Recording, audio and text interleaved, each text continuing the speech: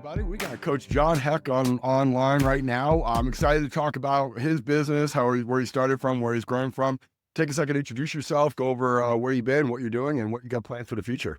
Yes, sir. So my name is John Heck. I've spent the last 9 years working in football strength and conditioning. My journey started with the Carolina Panthers as the seasonal intern for Joe Ken, who I consider my biggest mentor in strength and conditioning. Spent a year there and got hired back at my alma mater at University of North Carolina, where I played football as well. Got my degree there and then spent 5 years working for that strength and conditioning staff.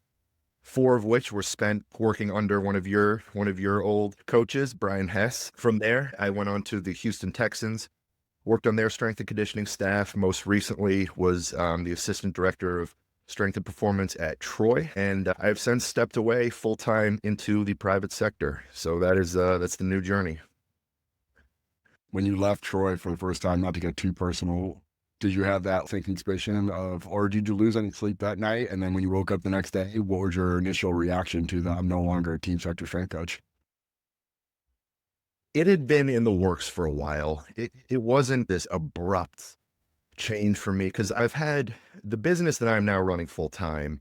I've had it operating in the background for the last 5 years. It's something that a few years ago, before I went to the Texans, I was already considering making the move into it full time. If this was something that I was starting from scratch, I still wouldn't be sleeping. But the fact that it was something that I'd been working at, I'd already grown, it was already profitable, I already had a passion for it, it made the transition easier. And my wife and I had been, when we got pregnant, we just had a newborn. Kind of ever since that moment we found out we were going to have a baby, our talks increasingly started centering around playing with the idea of stepping away from football. And as we got closer and closer to the baby being born, those talks became more and more realistic, and that timeline got shorter and shorter. So by the time it came time to make the decision, we had been talking about it. I was comfortable with it, but yeah, it feels weird right now to not be on the floor with a whistle in hand as I have been the last 9 years. Yeah, it almost feels like you're nomadic in nature of what's my purpose every day, but you find that every day gets filled up with amazing and unique challenges that you probably didn't even think about while you're in the team structure, because you just distract yourself with groups upon groups and endless list of stuff to do with your teams.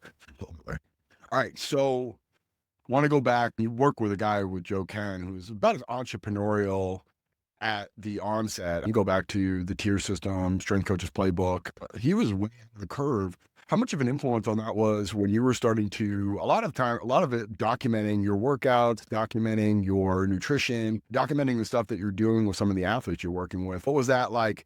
Was that Joe a big influence or motivation for you on that? Or was it just, I was going to do this anyway?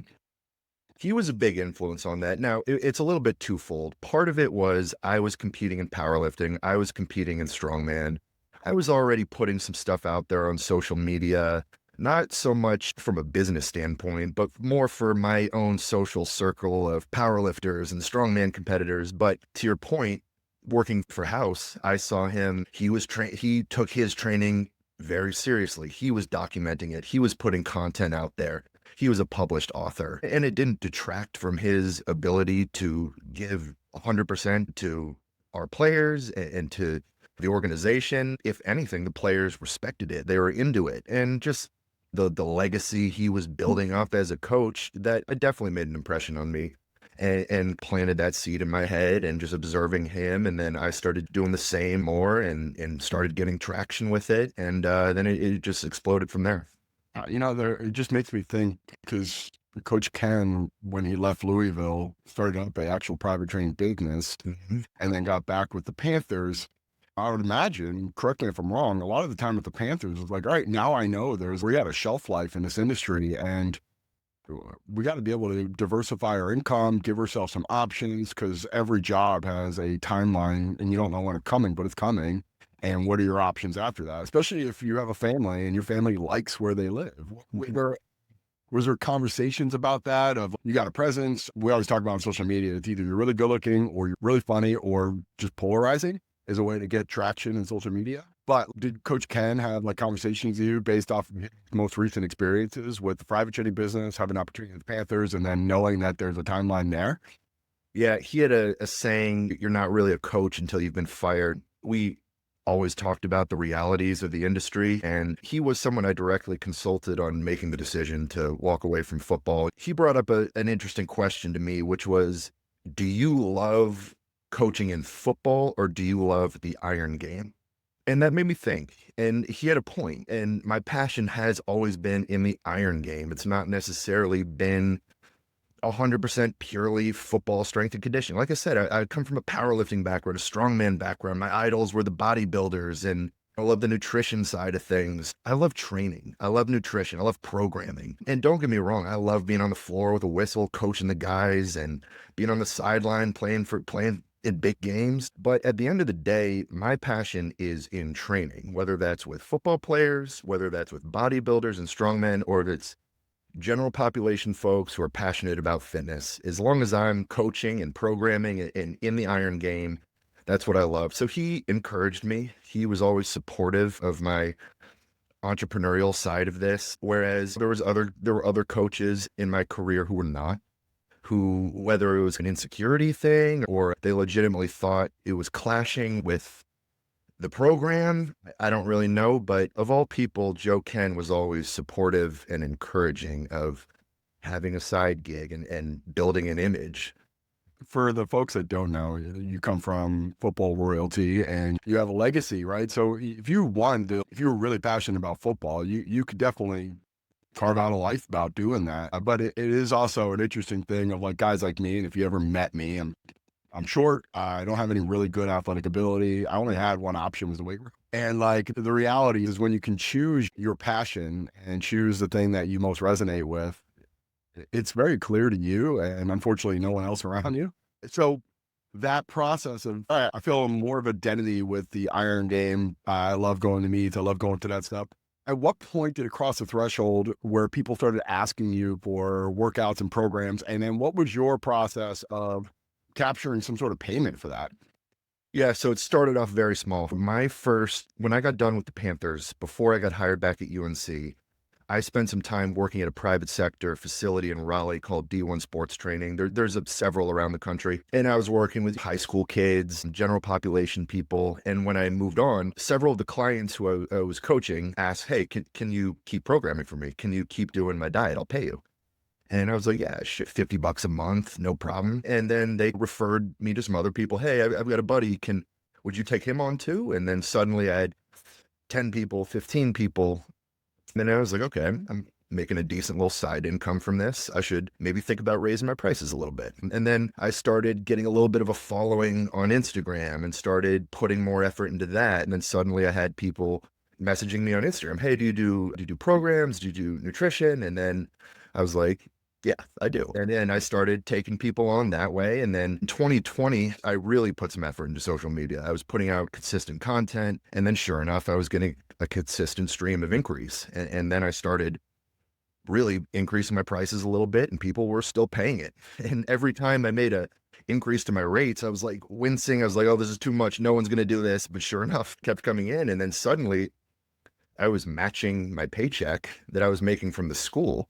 But from a gig, I was putting in 3 hours of work in a week versus the university where I was putting in 60 hours a week. I was making the same amount of money from both of them. But yeah, it grew pretty quick. Now, so walk us through that process of you essentially have something that pretty manageable from a workflow standpoint, and that working in the team sector, it's a dominating factor in your life from the management of your schedule with your family, management of your schedule with your coworkers, being as much as you possibly can for your athletes whenever the time calls for it. So that process of, all right, now I'm making decent money from this side hustle in a very minimal time investment. Was there a point where you're like, how do I evaluate when would be a good time to leave? Yeah, so my final year at UNC, let me say this, Coach Hess was incredibly supportive of what I was doing. And I mentioned it earlier, I think the program kind of viewed it as a positive from a recruiting standpoint because my following had gotten big and I was putting out I'm biased, but it's solid content, highlighting good training, and all the content I was putting out was aligned with our philosophies as a strength and conditioning staff. And players would come in, recruits would come in, they'd recognize me, they thought it was cool, they'd want to talk to me about training. And so it was a positive thing when I was at UNC, and Coach Hess supported me on it. But my final year there, I had a conversation with him and I said, look, I'm getting to a crossroads here where I need to consider going full time with this because I'm making great money on it, but I've reached a point where I can't take on more clients and still manage it from a time standpoint because I'm putting in so much time with the strength and conditioning program at UNC. I've reached a cap of clients where to take on more people, I would just be so spread so thin, have no time to be a husband or any of that. So I was very much debating that in my own mind. But then the opportunity with the Texans came along and that changed things. It was at that point, I wanted to continue pursuing my path in strength and conditioning. I wanted to take the opportunity in the NFL. And they told me straight up in the interview, they're like, listen, if you take this job, you're going to have to shut down the social media marketing. I mean, it's got to be ironic because a large part of the reason, I know you got a lot of family who works in football. I'm sure you have some really deep connections, but you're probably not getting the look that you're getting without that social media presence. Am I wrong? Exactly. And I was thinking the same thing. I was like, I'm probably in this interview in the first place because you have an awareness of me from the content I've been putting out, and you think that I'm someone worth interviewing because of the information that you've seen me displaying. So yeah, there was absolutely some irony there. Wow. All right. So now okay, let's go back to the beginning. Is there anything that you look back off of and going to the price point, the management aspect, the marketing aspect that you wish you could change and do differently? I wish I'd been more organized from the get-go. It started off as such a under the table, no bookkeeping, because I didn't expect it to grow the way it did. So it was just, some of my old folks that I work with back at D1. Yeah, I'm just doing some programming on the side. They Venmo me $50, no big deal. There was absolutely no bookkeeping, no organization, none of that, no content schedule, just very disorganized. Versus now where everything is pristinely organized, and that is crucial. But yeah, if I could go back having any sort of ability to project how quickly it would grow, I would have been a lot more organized. Like I said, the bookkeeping, the time management, setting more of a consistent check-in schedule, blocking off time that was dedicated to clients versus time that was dedicated to football. Because at the time, I was just, I've got a break between groups. I'm going to get on my phone and respond to clients, or I've got a bathroom break. Versus now it's okay. I've got a 3-hour block in the day carved out where it is client work. I've got a schedule set where I'm posting content. I have time periods blocked off for podcasting. So much more organized now. Yeah. Now, with that being said, have you evolved to good accounting software, good customer relation management software, good marketing software? Are you outsourcing any of that stuff now? Yeah, so my father-in-law, he's a web developer. My website is set to launch here in the next week or so. We're setting up the whole e-commerce thing. He's helping me build an accounting software, bookkeeping software, all of that. Here in the last couple months, it's still been a lot of manual stuff, just old-fashioned Excel spreadsheet for the bookkeeping, just having to put a lot of time and effort into it. But here with the release of the website and now being able to conduct business through the website, having some of the accounting software, that's going to be the next step here in the business. For the coaches out there listening to this, one thing I want you guys to really make sure that you are getting from this is be good at management of the stuff without the automation or having support in that. So when you have that critical juncture, you're talking to a web developer or a accountant or just a marketing assistant, you have more context of what the hell you're talking about. And going through that labor of making a lot of mistakes is crucial to this whole aspect. So I want to get to this next phase of this. You're going into now a situation where you've cut the cord from the institutionalized team sector into the great, I'm now 100% a business owner, entrepreneur. What are some things that you know that are your weak spots, your blind spots, and how are you going to address those going forward? Yeah, the reality is I'm very experienced from the X's and O's of coaching. Mhm. I am not very experienced in the business side of things. This is a work in progress for me. all of the business components of this and a lot of the IT software stuff. That these are not areas of expertise for me. I've spent the last 9 years being a student of coaching and programming and nutrition. And now I am very much a student of business and getting more into the IT side of things. Now, luckily, I've got some people in my corner who are helping me. I've got a videographer who I'm paying to film a lot of my content, do editing for my YouTube video. The editing, the professional level editing, that is not an area of expertise in me. So I've outsourced that. The web design, I'm lucky enough to have a father-in-law who's amazing with that. So he's helping me there. I've got people like Joe Ken who are now in the private side, who are advising me on the business side. I've formed my LLC, Hammer and Chisel Performance. So I've got that up and running. And of course, there's the tax side of all this, now being self-employed. So definitely immersing myself into the education of business. I know it's early in this process for you, but walk the listeners through why it's important to set up an LLC.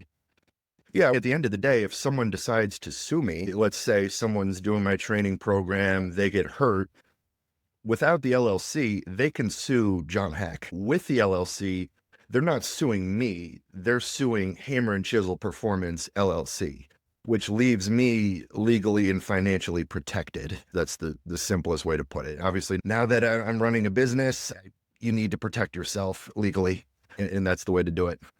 Now, from a tax standpoint, having an LLC, you can lead that into, all right, now that's a corporation. And for the folks at home don't realize this, majority of the time when you build a business, it's going to take a loss for a long time.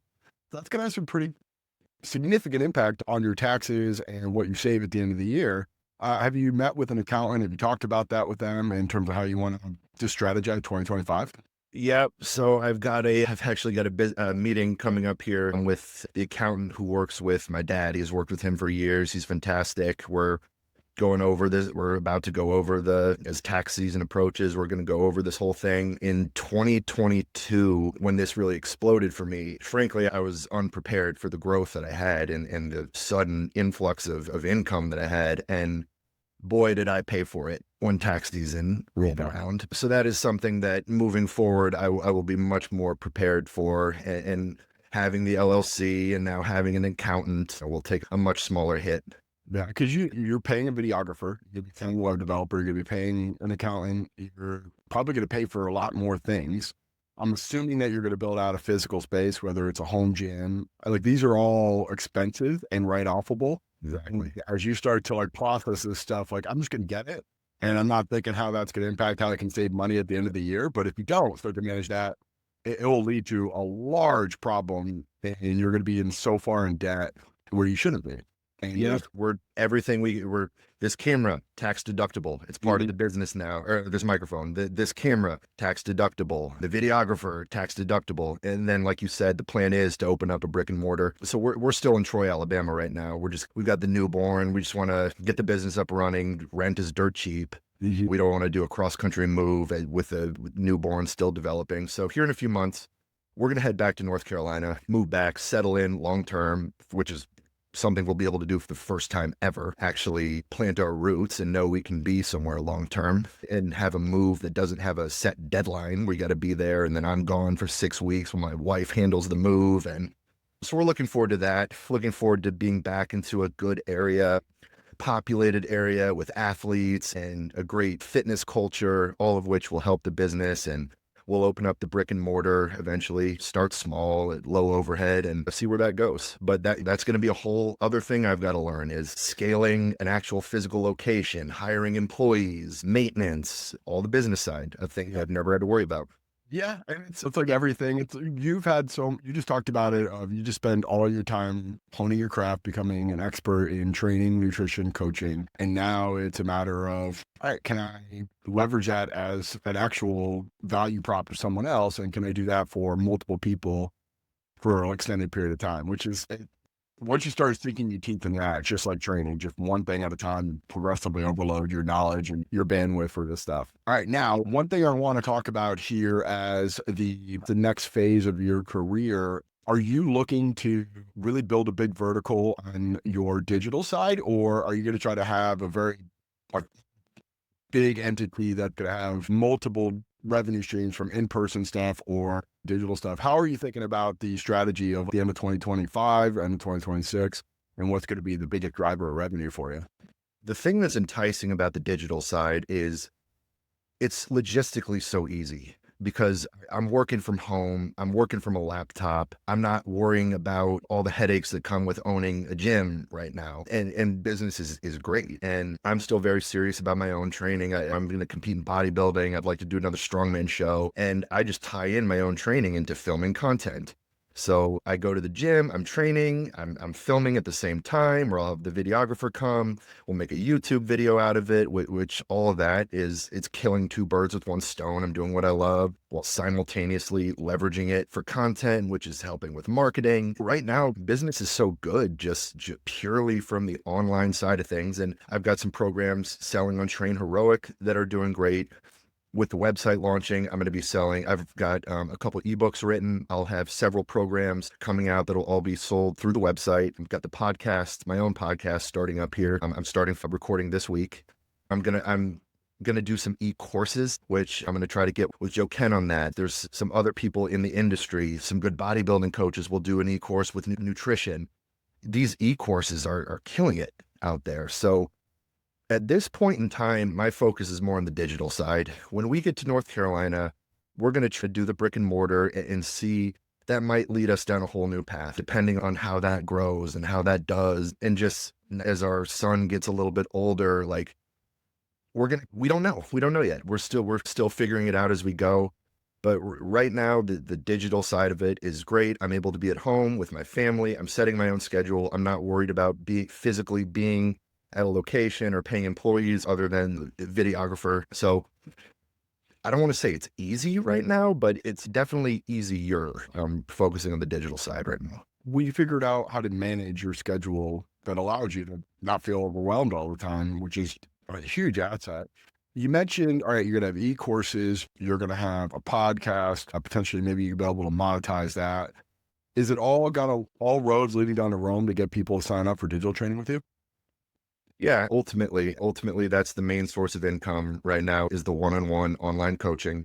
To be honest, I'm almost at capacity. I've got nearly 100 clients that I'm working with right now. I can and will take on more, but at a certain point, I won't be able to take on more people. Probably have to increase prices a little bit, and I'll be leaning more on the program sales. I've already gotten all my programs and ebooks written. They're ready to go. So I'll be staging releases incrementally, and those are great. And then I've got some sponsorships where affiliate commissions with a few different companies. And those are products that I encourage all my clients to use. I've got a relationship with a supplement company. So when I'm doing diets and stuff, I'm bringing up, hey, no pressure, but here's some great supplement options. Here's the discount code. Then my clients are getting that stuff. Then they're telling other people to get it. So I've got a nice little passive stream coming from commissions from the supplement website. And then I've got a relationship with Pride Foods, which makes a cream of rice product, which I encourage my nutrition clients to use. I'm marketing it on social media. I'm with a shoe company as well. So all those little passive streams of income, the program sales, and soon the ebook, and that in conjunction with the clients that I'm working with, we're doing well. Now, this will be my last question. I think it could be a tough one. Everything is centered off of you and your personal brand. Are you comfortable with being the epicenter of the entire empire that you've built?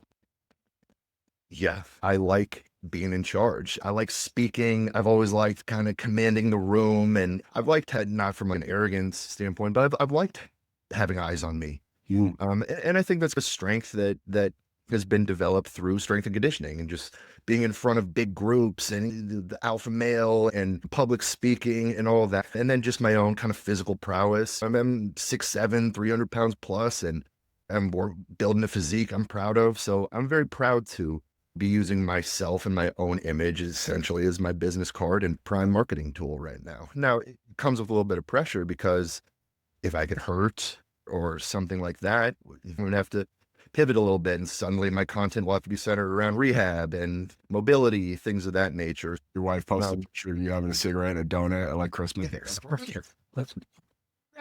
Yeah, exactly. Yeah, it does bring up an interesting point though, because I'm assuming there's a lot of strength coaches are going to be listening to this and going, all right, I'm not 6'7", 300-pound plus, and maybe I lack, to be completely frank, I think a lot of people lack the discipline that you have. So that pressure is overwhelming. Now, with that being said, there's a split approach we can think about building an online business. There's a business, which you're the epicenter. So John Heck is the vertical. Everything has got to be built around the way I train, my interaction, how I coach, my philosophy. Then there's a separate idea would be more of a business of, I have a brick and mortar location where there's a handful of my clients who don't even know I exist. And I'm pulling the strings on all of our programming, all of our coaching education, all of our HR. And that process is a little bit of foreign for me when I go into my own like online digital presence where I'm trying to sell myself. So for the strength coach listening out there, you don't have to be pressured into being something, the epicenter of stuff. If you are, I'm like a team player. I like to be part of the overall grand scheme of things, which you're kind of experienced being. You've been an assistant strength coach, a part of a team setting for X number of years. There's multiple options there. And I'm sure when you get your brick and mortar, there's going to be the expectation that they're going to work with you. You just can't do that. And you got the multiple coaches being your mediums or the person that, and they'll forge your own relationships.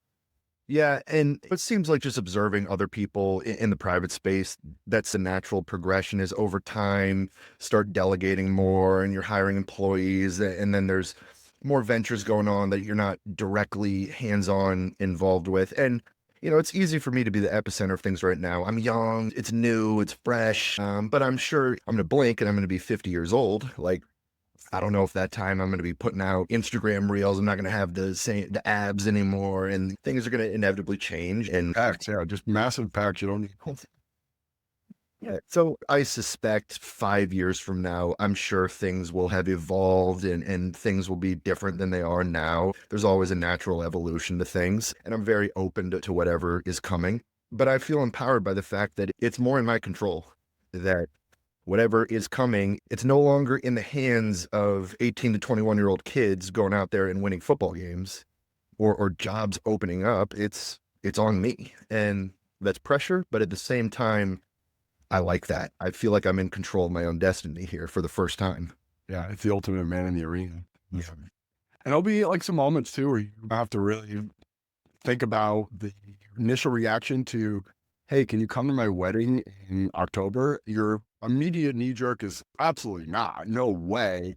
And then you're like, no, actually I can. And there's no default, like I can't just go there. And sometimes it's actually nice to have an out for something that you don't want to go to, where now it's, why can't you? Like, look at my stuff I got going on. There'll be a whole adjustment, and having autonomy and freedom of schedule is always something that when you're institutionalized like we were for so long, is a big adjustment. Yeah, and that's something I'm having to get used to here is now that I don't have a schedule set for me, and I never feel like it's always, am I doing enough?